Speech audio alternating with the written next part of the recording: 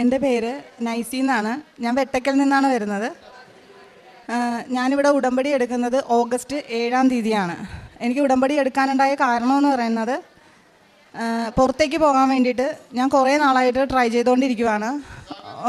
ഓരോ ഏജൻസിയിലും ഒരു 2.5 വർഷമായിട്ട് ഞാൻ പുറത്തേക്ക് പോകാനായിട്ട് നോക്കിക്കൊണ്ടിരിക്കുകയാണ്. പല ഏജൻസിയിലും പോയി. 2 ഏജൻസിക്കാരെന്നെ പറ്റിച്ച് ശരിക്കും പൈസയൊക്കെ മേടിച്ച് കുറച്ച് പൈസയൊക്കെ തിരിച്ചു തന്ന് പുറകെ നടന്ന് അത് കഴിഞ്ഞിട്ട് ഞാൻ ആലപ്പുഴയിലൊരു ഏജൻസി, എൻ്റെ ഫ്രണ്ട് വഴിയാണ് ഞാൻ അവിടെ ചെല്ലണത്. അപ്പോൾ അവർ ഓഗസ്റ്റ് 7-ാം തീയതി ഞാനിവിടെ വന്ന്, അപ്പോൾ ഇത് പോകാനുണ്ടായ കാര്യമെന്ന് വെച്ചാൽ എനിക്ക് ഡെലിവറിയെ തുടർന്ന് അത് കഴിഞ്ഞിട്ട് പെട്ടെന്ന് വലിയൊരു ഓപ്പറേഷൻ വേണ്ടി വന്ന്. ഫൈബ്രോയിഡ് ഉണ്ടായിരുന്നു. അപ്പോൾ ഡെലിവറിയുടെ ഒപ്പം അവരത് ചെയ്യാമെന്ന് പറഞ്ഞെങ്കിലും അത് ചെയ്യാൻ പറ്റിയില്ല. അങ്ങനെ അത് പിന്നെ വലിയൊരു ഹോസ്പിറ്റലിൽ പെട്ടെന്ന് എനിക്ക് ഇങ്ങനെ ബോധമൊക്കെ പോയി. കുഞ്ഞിന് 3 മാസം, എന്ന് വെച്ചാൽ സിസേറിയൻ ആയിരുന്നു. 3 മാസം 72-ാമത്തെ ദിവസം ആയപ്പോഴത്തേനും ശരിക്കും എൻ്റെ ബോധമൊക്കെ പോയി. അങ്ങനെ വീട്ടിൽ നിന്ന് എടുത്തുകൊണ്ട് പോയി. പെട്ടെന്നാണ് ഓപ്പറേഷനൊക്കെ ചെയ്യണത്. ഒരു 10-15 ദിവസം ആ ഹോസ്പിറ്റലിൽ കിടക്കേണ്ടി വന്ന്. അപ്പോൾ ഞങ്ങളുടെ ഉണ്ടായിരുന്ന സമ്പാദ്യമെല്ലാം അവിടെ തന്നെ തീർന്ന്. അത് കഴിഞ്ഞ് തിരിച്ചു വരുന്ന ദിവസം ഹസ്ബൻഡിന് ആക്സിഡൻ്റ് ഉണ്ടായി. പുള്ളിക്കാരനൊരു 9 മാസത്തോളം അങ്ങനെ വീട്ടിലിരിക്കേണ്ടി വന്നു. അപ്പോൾ ഏകദേശം എല്ലാവർക്കും മനസ്സിലാവുമല്ലോ നമ്മളുടെയൊക്കെ സാധാരണക്കാരൻ്റെ ഒരു അവസ്ഥ എത്രത്തോളം. അതോ തുടർന്ന് ഞങ്ങൾ ശരിക്കും കടബാധ്യതയിലായി. ഇതൊക്കെ കഴിഞ്ഞപ്പോൾ ഞാൻ അപ്പോഴാണ് പുറത്തേക്ക് പോകാമെന്നുള്ളൊരു ചിന്താഗതി ഉണ്ടായത്. അങ്ങനെ ആദ്യത്തെ ഒരു ഏജൻസിയിൽ പോയി കുറച്ച് കാശ് അവിടെ കളഞ്ഞ് അവർ വിടിയേലെന്ന് മനസ്സിലായി. പിന്നെ രണ്ടാമത്തെ ഒരു ഏജൻസിയിൽ പോയി അവർ കുറച്ച് പൈസ തിരിച്ചു തന്ന്. എന്നാലും പുറത്തേക്ക് പോണ കാര്യങ്ങളൊന്നും ശരിയായില്ല. എൻ്റെ നാത്തൂന് ഇവിടെ അവൾ ഉടമ്പടി എടുത്തായിരുന്നു. അവൾ പറഞ്ഞത്, ചേച്ചി ഞാൻ ചേച്ചിയുടെ പുറത്തേക്ക് പോകാനുള്ള നിയോഗം വെച്ചിട്ടുണ്ട്. അപ്പോൾ ഇവിടെ വന്ന് സിസ്റ്ററോട് പറഞ്ഞപ്പോൾ പറഞ്ഞ് ചേച്ചിയോട് തന്നെ വന്നൊരു ഉടമ്പടി എടുക്കാൻ പറഞ്ഞു. അങ്ങനെ ഞാൻ ഓഗസ്റ്റ് 7-ാം തീയതി വന്ന് ഇവിടെ ഉടമ്പടി എടുത്ത് ഞാൻ വീട്ടിൽ ചെല്ലുമ്പോൾ എനിക്ക് ഏജൻസിയിൽ നിന്ന് വിളി വന്ന്, നിനക്ക് പുറത്തേക്ക് പോകാനുള്ള അപ്രൂവൽ ആയടി എന്നും പറഞ്ഞുകൊണ്ട് വിളിച്ച്. പിറ്റേ ദിവസം ഞാൻ രാവിലെ തന്നെ ഇവിടെ വന്ന് സിസ്റ്ററോട് പറഞ്ഞു, സിസ്റ്റർ എനിക്ക് അപ്രൂവൽ വന്ന് പോകാനുള്ള, ഇവിടെ നിന്ന് ചെന്നപ്പോൾ തന്നെ എനിക്ക് അപ്രൂവൽ ആയെന്ന് പറഞ്ഞു. അപ്പോൾ സിസ്റ്റർ പറഞ്ഞ് ടിക്കറ്റ് ആയി കഴിയുമ്പോൾ നീ വന്ന് പറയണം. അപ്പോൾ ഇതിനിടയ്ക്ക് ഏജൻസിയിൽ അത് കഴിഞ്ഞപ്പോൾ അപ്രൂവൽ ലെറ്റർ വന്നപ്പോൾ 1.5 ലക്ഷം രൂപ കൊടുക്കണം. അത് കഴിഞ്ഞിട്ട് നിങ്ങൾക്കറിയാമല്ലോ ഇവിടെ എല്ലാവരും പുറത്ത് പോകാനുള്ള ഒരുപാട് പേര് ഇവിടെ ഉണ്ട്. ഞാൻ ഇഷ്ടംപോലെ സാക്ഷ്യങ്ങളും കേൾക്കണതാണ്. അവർ ഓരോ ഗഡുക്കളായിട്ടാണ് പറയണത്. 2.5, 1.5 അങ്ങനെയൊക്കെ നമ്മളിങ്ങനെ കൊടുത്തുകൊണ്ടിരിക്കുവാണ്. ഇത് എവിടുന്ന് സെറ്റാകണമെന്ന് പോലും എനിക്കറിയാൻ പാടില്ല. അതൊക്കെ മാതാവിൻ്റെ അനുഗ്രഹം എൻ്റെ കൂട്ടത്തിൽ ഇങ്ങനെ നടന്നുകൊണ്ടിരിക്കുക.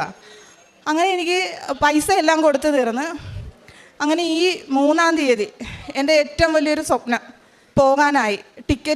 ടിക്കറ്റുമായിട്ട് ഞാൻ സിസ്റ്റർ അടുത്ത് വന്ന്, സിസ്റ്റർ എനിക്ക് ടിക്കറ്റ് വന്ന്. അപ്പോൾ സിസ്റ്റർ പറഞ്ഞെടി നിനക്ക് ഇനിയും അനുഗ്രഹങ്ങൾ മാതാവ് തരും, അപ്പോൾ നീ പോയി തിരിച്ചു വന്ന് കഴിയുമ്പോൾ ഇവിടെ വന്ന് സാക്ഷ്യം പറഞ്ഞാൽ മതി. അപ്പോൾ ഞാൻ അങ്ങനെ കേട്ട് ഞാൻ തിരിച്ചു പോയി. അങ്ങനെ ഇവിടെ വന്ന് അതിൻ്റെ കാര്യങ്ങളൊക്കെ തിരക്കി, എങ്ങനെയൊക്കെയാണ് നമ്മൾ ഇനി അവിടെ എങ്ങനെയാണ് ഉടമ്പടി ചെയ്യേണ്ടത്. അപ്പോൾ പറഞ്ഞ് നീ വന്ന് കഴിയുമ്പോൾ അത് പുതുക്കി ഇവിടെ സാക്ഷ്യം പറഞ്ഞാൽ മതി എന്നൊക്കെ പറഞ്ഞ് ഞാനതെല്ലാം കേട്ടുകൊണ്ട് പോയി. 3-ാം തീയതി നെടുമ്പാശ്ശേരിയിൽ നിന്നായിരുന്നു എനിക്ക് ഫ്ലൈറ്റ്. അങ്ങനെ ഞങ്ങൾ രാവിലെ റെഡിയായി 8 മണിക്ക് എയർപോർട്ടിൽ റിപ്പോർട്ട് ചെയ്യണം. വെളുപ്പിനായിരുന്നു ഫ്ലൈറ്റ്. അങ്ങനെ പറഞ്ഞ് ഞങ്ങൾ വീട്ടിൽ നിന്ന് എല്ലാവരും ഒക്കെ യാത്ര പറഞ്ഞ് അങ്ങനെ ഇരിക്കുമ്പോൾ രാവിലെ ഏജൻസിയിൽ നിന്നൊരു കോള്, ടിക്കറ്റിലൊരു ഇഷ്യൂ ഉണ്ട്, ഒന്ന് ഏജൻസി വരെ വരണം. ആലപ്പുഴയിലാണ്. ഞാൻ വീട്ടിൽ നിന്ന് ഇവിടുന്ന് പോകുമ്പോൾ ഇവിടെ ഇറങ്ങി ഇവിടെ വന്ന് പ്രാർത്ഥിച്ചിട്ടാണ് ഞാൻ പോണത്. മാതാവേ തിരിച്ചു ചെല്ലുമ്പോൾ ആ ഇഷ്യൂ മാറി എനിക്ക് ഇന്ന് തന്നെ കയറാൻ പറ്റിയേക്കണം. ഇല്ലെങ്കിൽ നിനക്കറിയാം കാര്യം എന്ന് വെച്ചാൽ നമ്മൾ ഒരുപാട് ബാധ്യതപ്പെട്ടാണ് പോകാൻ പോണത്. ഏക പ്രതീക്ഷയാണ്. ഒരു 2-2.5 വർഷമായിട്ട് ഞാൻ ഇതിൻ്റെ പുറകെ നടന്നിട്ടുള്ള ഭയങ്കര ഒരു പ്രതീക്ഷയിൽ പോണ ഒരു സമയം. ഞാനിവിടുന്ന് തകർന്നാണ് പോണത്. എന്തെങ്കിലും ഒരു കുഴപ്പം വന്ന് എനിക്ക് പോകാൻ പറ്റിയില്ലെങ്കിൽ എന്തു ചെയ്യും? അങ്ങനെ ഞാൻ അവിടെ ചെന്ന് 3:30 വരെ ഏജൻസി, എംബസി അങ്ങനെ എന്തൊക്കെയോ നമുക്ക് കണക്റ്റഡ് ഫ്ലൈറ്റാണ്. ഇവിടുന്ന് കുവൈറ്റിൽ ഇറങ്ങിയിട്ടൊക്കെ വേണമായിരുന്നു പോകാനായിട്ട്. അങ്ങനെ അവിടെ ചെന്ന് വൈകുന്നേരമായപ്പോൾ അവർ പറഞ്ഞ് 2 ദിവസം കൂടി കഴിഞ്ഞേ പോകാൻ പറ്റുള്ളൂ, ടിക്കറ്റ് എക്സ്റ്റെൻഡായി. ശരിക്കും പറഞ്ഞാൽ ഞാൻ ഇവിടുന്ന് വന്നിട്ട് കൃപാസനത്തിലായിട്ട് നോക്കിയില്ല. ഈ ഉടമ്പടി പ്രാർത്ഥനയും തിരിയൊക്കെ ഉണ്ടല്ലോ, എനിക്ക് അങ്ങോട്ട് കണ്ടപ്പോൾ തന്നെ അങ്ങോട്ട് ദേഷ്യം വന്നു. ഇവിടെ നോക്കിയില്ല, ഈ ഭാഗത്തേക്കേ ഞാൻ നോക്കിയില്ല. ഇവിടെ വരുമ്പോൾ എല്ലാ വണ്ടിയും സ്ലോ ആയേ പോകുള്ളൂ. നമുക്ക് ജസ്റ്റ് ഒരു 5 മിനിറ്റെങ്കിലും ഇങ്ങോട്ട് നോക്കാനുള്ളൊരു ഗ്യാപ്പ് കിട്ടും. എപ്പോഴും അങ്ങനെയാണ് ഇവിടെ. ഞാൻ ഇങ്ങോട്ട് നോക്കിയില്ല, ഒരു അക്ഷരം പറഞ്ഞുമില്ല, എനിക്ക് നോക്കാനേ തോന്നിയില്ല. അവിടെ ചെന്ന് 2 ദിവസമാണ് അവർ പറഞ്ഞെങ്കിൽ എൻ്റെ വീട്ടുകാരൊക്കെ ആശ്വസിപ്പിച്ച്, എടി 2 ദിവസം കഴിഞ്ഞ് നിനക്ക് പോകാമല്ലോ, അപ്പോൾ നീ സമാധാനിക്ക്, കുഴപ്പമൊന്നും ഇല്ലല്ലോ, നീ പ്രാർത്ഥിക്കാൻ എനിക്ക് തോന്നിയില്ല. കാര്യം എന്ന് വെച്ചാൽ ഞാൻ അത്രയും ആഗ്രഹിച്ചൊരു കാര്യം ഇത്രയും പറ്റേ തന്നിട്ട് എൻ്റെ കയ്യിൽ നിന്ന് അത് എടുത്തു കളഞ്ഞില്ലേ എന്നുള്ളൊരു ഇത് മാതാവിനോട് എനിക്ക് ശരിക്കും ദേഷ്യമാണ് വന്നത്. അങ്ങനെ ഞാൻ അവിടെ ഇരുന്ന് അന്ന് കരച്ചിലായി, ഭയങ്കര പ്രശ്നങ്ങളായി. പിന്നെ ഞാൻ ഫോൺ ഓഫ് ചെയ്ത് കളഞ്ഞു. എനിക്ക് ആരെയും ഫേസ് ചെയ്യാൻ പറ്റണില്ല. 2 ദിവസം എന്ന് പറഞ്ഞാൽ എനിക്ക് അത്രയും നാൾ കാത്തിരുന്നതിനേലും പാടായിരുന്നു ആ 2 ദിവസം ഇവരുടെ പോകാമെന്ന് പറഞ്ഞതിൻ്റെ. അങ്ങനെ രണ്ടാമത്തെ ദിവസം രാവിലെ ഏജൻസി അല്ല ഞാൻ അറിയണത്. ഞാൻ പോകാനിരുന്ന വെച്ച സ്ഥലം ഇസ്രയേലായിരുന്നു. മാതാവ് എനിക്ക് തന്നത് എന്താണ്? എൻ്റെ ജീവനാണ് തിരിച്ചു തന്നത്. ഞാനന്ന് പോയിരുന്നെങ്കിൽ എന്ത് സംഭവിച്ചേനെ? എല്ലാവരും ഒന്ന് ആലോചിച്ച് നോക്കി ഇസ്രയേലിൽ ഇപ്പോഴത്തെ അവസ്ഥ എന്താണെന്ന്. ഇസ്രയേലിൽ കെയർ ഗിവർ വിസയിലായിരുന്നു ഞാൻ പോകാനിരുന്നത്. ഞങ്ങൾ അന്ന് പോയ ആ 3-ാം തീയതി പോയ ആ ഫ്ലൈറ്റ് അവർ കുടുങ്ങിക്കിടക്കുകയാണ്. ഇതുവരെ അവർക്ക് ഇങ്ങോട്ട് വരാനാ. നിങ്ങൾക്കറിയാം 14-ാം തീയതി വരെ എല്ലാ എയർലൈൻസും റദ്ദാക്കി. നിങ്ങളെല്ലാം ന്യൂസ് കാണുന്നതല്ലേ. മാതാവ് ഇപ്പോൾ എനിക്ക് തന്നത് എന്താണ്? ഒന്ന് ആലോചിച്ച് നോക്കി എല്ലാവരും.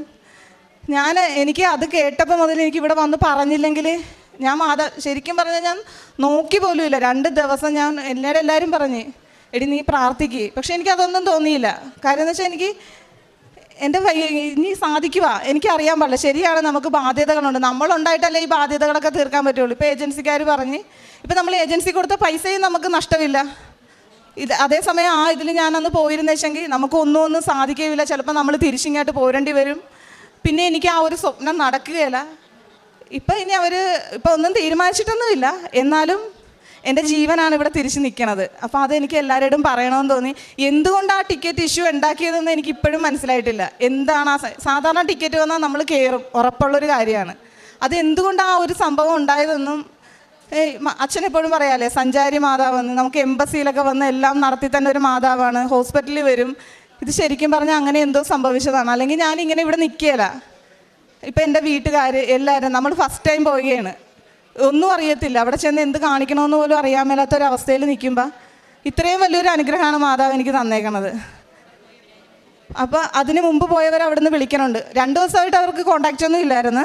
ഇന്നലെ അവർ മെസ്സേജ് ഇട്ട്, എടി ഞങ്ങളിവിടെ അവർക്ക് അണ്ടർഗ്രൗണ്ടൊക്കെ ഉണ്ട്, അതിനകത്ത് ഇങ്ങനെ ഒരു സൈറൻ കേൾക്കുമ്പോൾ ഓടി അതിനകത്ത് ഇരിക്കണം. ബോംബ് വീഴണതൊക്കെ അവർ കേട്ടോണ്ടിരിക്കുവാണ്, ഇങ്ങനെ പൊട്ടണതും തെറിക്കണതും. എപ്പോൾ ഇതിനകത്തേക്ക് വരുമെന്നുള്ളൊരു അവസ്ഥയിൽ നിൽക്കുവാണ് അവർ. പിന്നെ 3 ദിവസമായി ഫുഡ് കഴിച്ചിട്ട്. എല്ലാം എത്തിക്കണമൊക്കെ ഉണ്ട്, പക്ഷേ ഒന്നാമത്തെ കാര്യം കഴിക്കാൻ പറ്റണില്ല. ഫുഡെന്ന് പറഞ്ഞാൽ അങ്ങനെ ജീവൻ നിലനിൽക്കാൻ വേണ്ടി മാത്രം. ചില സ്ഥലത്തൊന്നും എത്തിപ്പെടാൻ പോലും പറ്റണില്ല ഈ ഫുഡൊക്കെ കൊണ്ടുചെല്ലാനേ. ആ ഒരു അവസ്ഥയിലാണ് ഇസ്രയേലിൽ നിൽക്കണത്.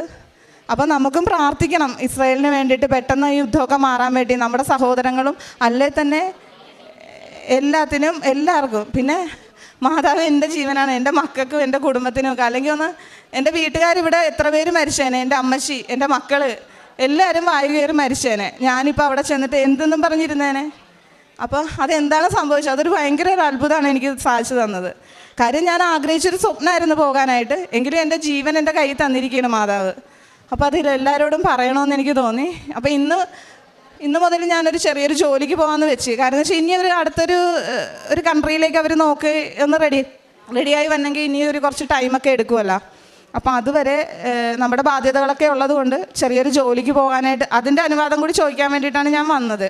മാതാവിൻ്റെ അടുത്ത് ഇവിടെ എന്ത് കാര്യം ഉണ്ടെങ്കിലും ഇവിടെ വന്ന് പറയും ഞാൻ. അപ്പോൾ അത് പറയാനും കൂടി വന്നതാണ്. അപ്പോൾ എല്ലാവരും നന്നായിട്ട് നിങ്ങളുടെ ഉടമ്പടിയിൽ നല്ലതായിട്ട് ശക്തമായിട്ട് പ്രാർത്ഥിച്ചാൽ മാതാവ് ശരിക്കും ഇടപെടും നമ്മുടെ ജീവിതത്തിൽ. എനിക്ക് അതിൻ്റെ ഇടയ്ക്ക് ഇപ്പം വരെയുള്ള കാര്യങ്ങൾ വരെ മാതാവ് ശരിക്കും എനിക്ക് സാധിച്ചു തന്നിട്ടുണ്ട്. ഏജൻസി കൊടുക്കാനുള്ള പൈസയാകട്ടെ, എൻ്റെ അസുഖങ്ങളാകട്ടെ, എല്ലാം മാറ്റി തന്നിട്ടാണ് എൻ്റെ ജീവൻ വരെ മാതാവ് എനിക്ക് തിരിച്ചു തന്നേക്കണം. അത് എത്ര പറഞ്ഞിട്ടും എനിക്ക് മതിയാകണില്ല. എനിക്ക് ഇങ്ങനെ വിളിച്ചൊച്ചത്തി ഇവിടെ ഞാനോർത്ത് എന്നെക്കൊണ്ട് സാക്ഷ്യം പറയിപ്പിക്കാമെന്ന് എനിക്കറിയത്തില്ല. ഞാൻ ഉടമ്പടി എടുത്തിട്ട് 3 മാസം ആയിട്ടില്ല.